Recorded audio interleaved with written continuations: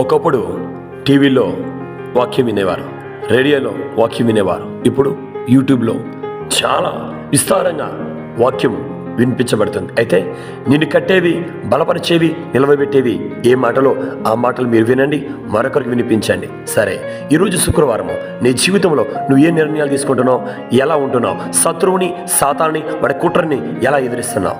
ఆత్మీయురాలైన ఎస్తేరు చూడండి, ఆమె ఆత్మీయతలో ఎంత సౌందర్యంగా ఉందో ఆమె నిర్ణయాలు శత్రువు నుంచి, వాడి యొక్క కుయుక్తి నుంచి కాపాడబడ్డాయి. తన ప్రజలందరూ కూడా విడుదల పొందుకున్నారు. నిజం, శత్రువు వారిని లేకుండా చేయాలి అని అనుకున్నాడు. అయితే ఆమె ప్రభు మీద ఆధారపడది, ప్రభు సహాయాన్ని కోరుకుంది, ఉపవాసం అన్నది.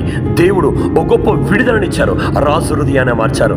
దేవుని బిడ్డలారా, ఈ రోజు నీ కుటుంబం మీద ఎదురు చేస్తున్న, దాడి చేస్తున్న శత్రువు నుంచి విడిపించబడాలంటే నువ్వు ఆత్మీయతలో దేవుని సన్నిధానంలో మొరపెట్టు, అడుగు, ఉపవాసం ఉండు, కన్నీరు కాచు.